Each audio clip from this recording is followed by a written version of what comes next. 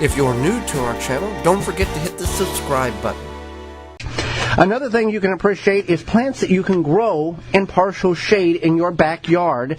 There's a number of plants in which we can grow vegetables, herbs, and fruits. So we're going to go over some of the most popular ones and maybe some unfamiliar ones that you are not aware of that you can grow in. So we're going to start with mint. Well, first, what is partial shade? So, partial shade is, 4 to 6 hours or so of sunlight a day. So this might be something by some trees, under trees, by like a shed, something like that, where you have limited sun. Now, all of these plants are partial shade tolerant plants. They're not partial shade loving plants. Plants would prefer to be grown in full sun all day if given the opportunity. These are plants that will tolerate a certain duration of indirect sunlight. So I want to clear that up. These are not, we love to be planted in partial shade. We'll tolerate it, we'll grow, and that's about it. And will produce. So that's the clarity there. So first we'll start with mint, as you spoke about, as an herb here. Yeah, mint is a nice herb to grow. It can be a little invasive. So it is very invasive. I guess it is very invasive. So you want to grow it in a shaded, in a container. You can bury the container in the ground, and because it will spread. It's got runners. It will overtake your area very, very quickly. And there's several different types of mint in which you can grow, but you want to do it in a container or a designated, basically raised bed with a liner on the bottom to prevent it from overtaking your area. It's like Creeping Charlie, essentially. Yeah, it's actually in the same family. Overrun everything. It's in the same family as Creeping Charlie. Yeah. So I want to talk about Malabar spinach, and this is becoming more popular, I would say, and it is a part of the spinach family, but this is actually a vining crop. And you can trellis it. You can trellis it. Okay. And I think the leaves are a little bit thicker than spinach, and isn't it kind of a reddish color too? It has a reddish tint to it, yes. Yeah, so that you can definitely grow in shade year-round. Now, if your climate is frost-free, so if you are in an area that doesn't get frost, it will grow year-round. But if it's something where you grow it outside, then it would die because of frost. Let's go with tomatoes. Tomatoes, not all tomatoes can grow in partial shade. We find that cherry tomatoes can tolerate that partial shade more than the big fruiting tomatoes. Big fruiting tomatoes, forget it. We're not even going to try that. The small cherry tomatoes, the grape tomatoes, can do somewhat decent in a partial shade area. They do prefer full sun, but if that is limited to you, go and you want to grow tomatoes, grow with the cherry or the grape variety. Those are going to produce better for you in a low light condition such as partial shade. Let's look at a perennial, which would be asparagus.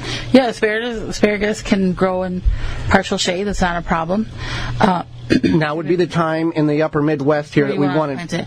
Now, a perennial is basically it's going to come back year after year, so you need to plant it in a space that's going to be permanent. Especially asparagus, I think it grows like 30 years? 30, 50 years. Yeah. So minimal amount of work, and you want to get, you can start it from seed, yes, but it would be recommended if you buy crowns of a 1 or 2 year variety and plant it that way. Now's the time to do it up here in the upper Midwest. And the most common one, I think, was it Martha Washington? Martha Washington. There's Mary Washington. There's green varieties and there's white varieties, too.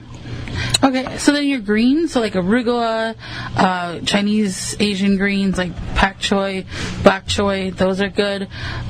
These are cooler weather crops, early in the season, late in the fall. But if we grow it in partial shade, we can kind of trick the plant to thinking that it's not as warm or the days are not as long, and you can get a little more life out of them. They're Mizuna, lettuce, all sorts of lettuce, mustard greens. Let's go with beets. Beets are a favorite in our house. Some people do not like pickled beets or beets in general, but they're really easy to grow. Partial shade, we're going to plant some today.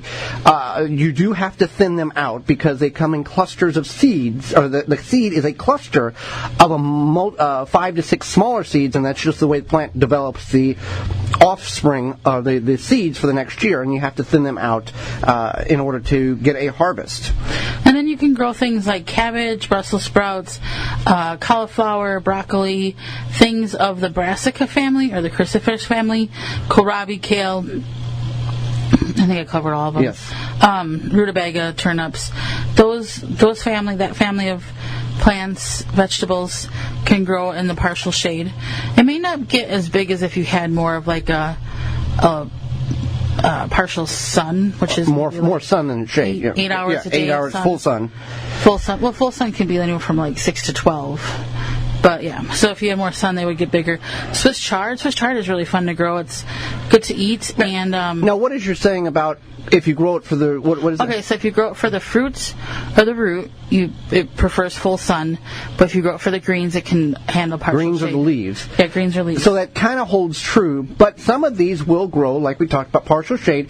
They will produce, but not to the magnitude that they would if they were given the opportunity to have full sun. The beets, the Brussels sprouts, green beans is another one.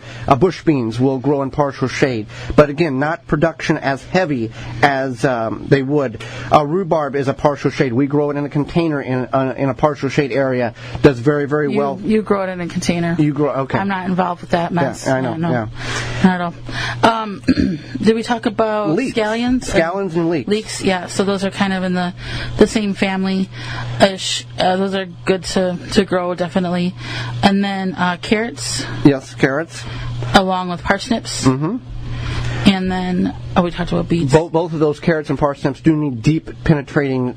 They do have deep penetrating roots, and it would be best to grow them, at least we have found, in a large container with a large amount of soil. If you have very loose native soil, they do well there too, but you're going to have some growth, some root deficiency or deformities if you try to grow it in normal soil in your garden if you do not have a good soil. So there's a few things to note about growing in partial shade.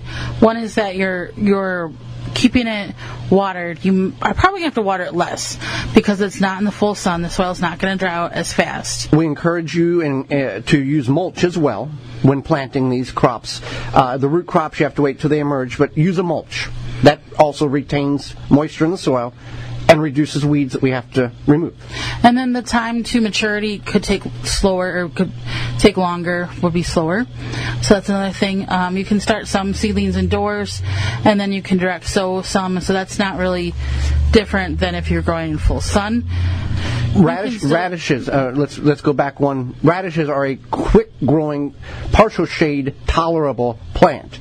Take about 18 to 32 days to reach a maturity. You can grow them in partial shade. Now, we all experiment with things in the garden. Because we tell you something, or the University of wherever tells you something, that doesn't mean you can't go and explore of, let's see if that really is true. When we heard that if you don't cage your tomatoes, you lose 50% of the harvest. So we experimented with it. That did turn out to be true, that we lost 50% of the fruit because the vines laid on the ground. By the time they matured, they rotted, slugs got a hold of them, etc. So the partial shade radishes, I understood that radishes, this was several years ago, that they don't grow good in the summer. They can't tolerate the heat or the day length. So I thought, okay, we've got tomatoes growing. Let's plant them directly underneath the tomato plant. That prevented all sunlight. And they did not do much except for get 2 or 3 inches tall, and then they fell over because they didn't have the adequate sunlight. So we experimented with that. Didn't work. So just because it says don't do it doesn't mean you can't do it. Sometimes it does become successful for you, even though everybody and everything says no. Right. Yeah, definitely. Definitely something to keep in mind. And to follow up on that, garlic is a partial shade tolerable plant. You typically plant that in the fall. You let it establish root system. It goes into dormancy over the winter, and you harvest it late June, early July here in the upper Midwest. You can plant it in the spring, but you have to get it in the ground very, very early, as soon as you can essentially chisel it in the ground, because they need a certain amount of cold hours in order for the bulb to develop correctly. So we've taken that into consideration. We tried it last year. We did get some bulb development. So we're past all the real cold times here in the upper Midwest, in our area. In the Milwaukee area. So portions of the upper Midwest that's right. Is going to be a while. For us, we're going to take about 6 or 7 cloves and put them in the ground right now and just see what happens. To see if the bulb develops correctly over the summer months, or we get absolutely nothing. We want to see how realistic that information is. Definitely.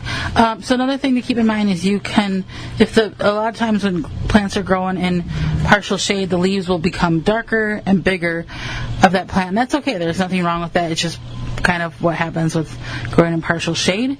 And then you can use reflective mulching. What is a reflective mulch? So I looked this up, and it's things like there's like silvery mulch, like a mirror type mulch. It's more like a plastic that you roll out, and same thing with like red. a plastic, but with a aluminum reflection capability. Right. But it's not aluminum foil.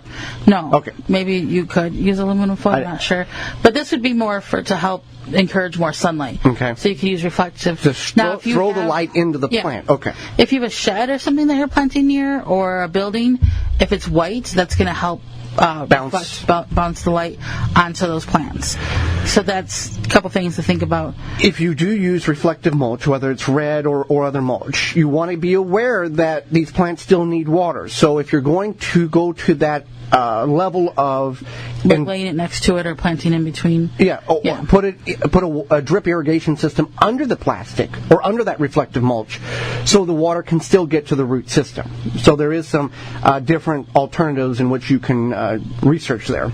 And you can definitely experiment. You know, we gave you a pretty comprehensive list, but maybe you want to try something else and see what the result is, and take a stab at it. For more information, please visit thewisconsinvegetablegardener.com.